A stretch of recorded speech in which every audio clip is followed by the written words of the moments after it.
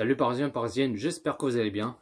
Bon bah voilà les amis, du coup il y avait 0-0 et Paris qui gagne au tir au but 6 buts à 5 et Paris qui remporte cette 9e Coupe de la Ligue. Et vu que c'est la dernière finale de la Coupe de la Ligue et que la saison prochaine ça n'existera plus, hein, et il fallait que Paris remporte cette dernière Coupe de la Ligue cette année, et ils l'ont fait et franchement je suis trop content.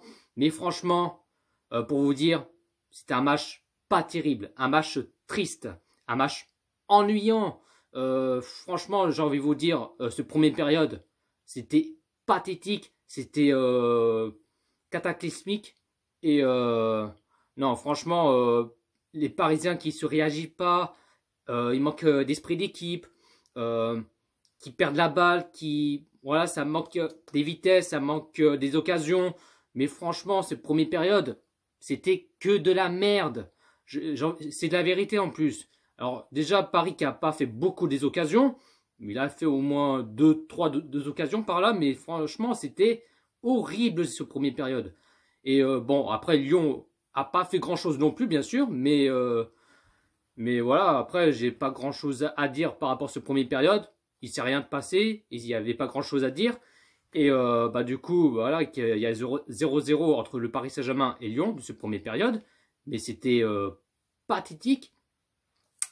Et deuxième période, pareil, pour ne pas changer. Moi, j'avais cru que deuxième période, pour le Parisien, qui vont se réveiller un tout petit peu, qui se réagit. Mais non, que dalle, c'était rien du tout, quoi. Et voilà. Franchement, je sais pas quoi dire, mais le match, c'était frustrant, c'était triste. Voilà, comme je vous ai dit. Après, il y avait très peu d'occasions. C'est Paris qui se réagit pas. Ils n'ont pas eu plus des positions de balle. Et en plus, j'ai oublié de parler par rapport à cette première période. Lyon qui a plus de positions de balle que pour le PSG. Et Icardi, il était complètement transparent, il était photomatique. J'ai l'impression que Paris joue à 10 contre 11. Et malgré que j'aime bien Icardi, il a la capacité, il a des trucs comme ça. Mais franchement, j'aime bien Icardi, mais il n'est pas dans un grand soir. Mais c'est dommage. J'ai l'impression comme si on était à 10 contre 11. Et non, Icardi, il est disparu, il est Gasper, photomatique.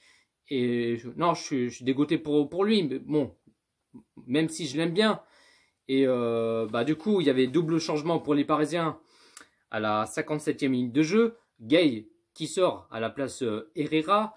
Icardi qui sort à la place Sarabia pour rentrer les renforts de Sarabia Herrera. Mais bon, j'ai envie de vous dire, ça n'a pas changé grand chose pour l'instant. Et 68e minute de jeu, troisième changement pour les Parisiens, Kurzawa qui sort à la place Kehrer. Et apparemment, Kurzawa qu'il est blessé. Bon, je pense que c'est pas trop grave normalement. Et je pensais que Kehrer, il devrait pas jouer parce que ils ont dit que ça allait faire juste qu'il joue pour Kehrer. Et il a joué quand même, mais bon, en tout cas c'est principal. Et non, franchement, c'était ennuyant de ce première et deuxième période. Et puis, du coup, deuxième période, des fins de temps réglementaire, 0-0 entre le Paris Saint-Germain et Lyon. Bon, à part, il y avait juste un coup franc de Neymar de 29 mètres. Mais après Lopez qui avait l'arrêté. Mais après, du coup, voilà, il n'y a pas grand-chose à dire.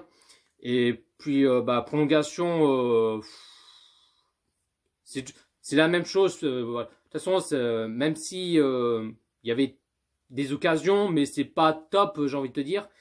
Et déjà 90e minute de jeu de ce première période de prolongation, Thiago Silva qui sort à la place de Paredes. Du coup, Marquinhos, il était en milieu sentinelle et là il est en défenseur central et capitaine bien sûr de Marquinhos. Et après, on n'a pas vu grand chose pour les Parisiens. Di Maria, il a tenté. Et non, première période de prolongation 0-0. Et après, deuxième période de prolongation, ça change rien. Et je me suis dit, je sens qu'il y a un tir au but. Ou est-ce que Paris va marquer au moins un petit but? Pourquoi pas? Mais non.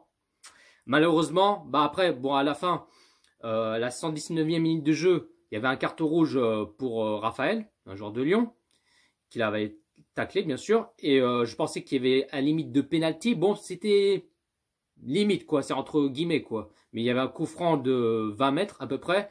Et Neymar, bah, malheureusement, il a mis au-dessus. Et du coup, bah, 0-0 entre le Paris Saint-Germain et Lyon. Et séance de tir au but.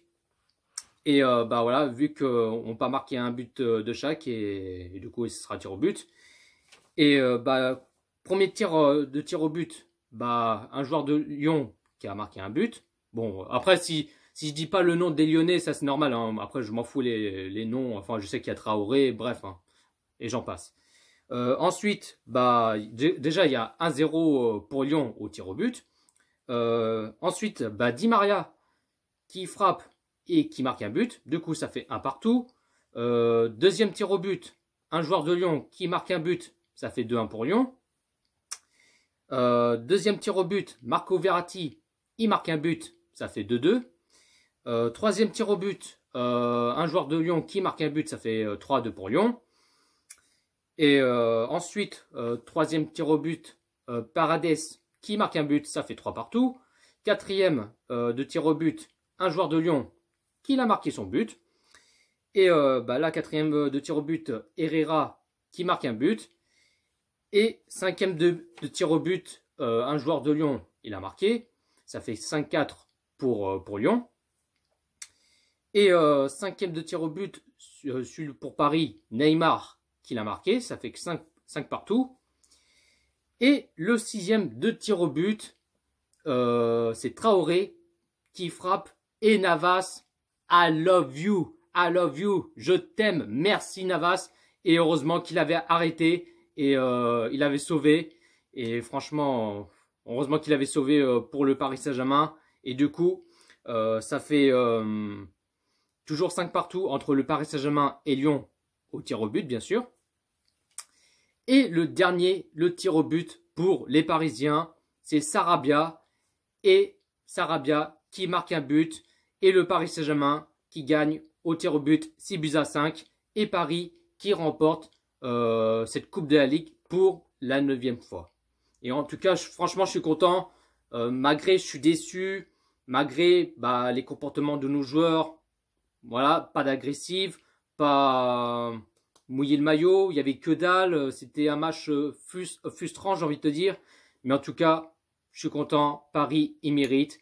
Et bah, du coup, champion de France 2020 pour Paris, Coupe de France 2020 pour Paris et Coupe de la Ligue 2020 pour Paris. Et il manque plus. Le plus important, c'est la Ligue de Champions. Mais pour l'instant, déjà Paris qui vont qui vont jouer contre Atalanta en quart de finale de la Champions League. Et on espère que Paris vont s'imposer face à Atalanta. Mais bon, on n'est pas encore là. Mais voilà, je sens que Paris qui vont mouiller le maillot, mais bon, ça, on verra bien. Je vais pas crier victoire trop vite, mais voilà, je fais confiance aux joueurs, aux entraîneurs et tout ça, mais voilà, on n'est pas encore là.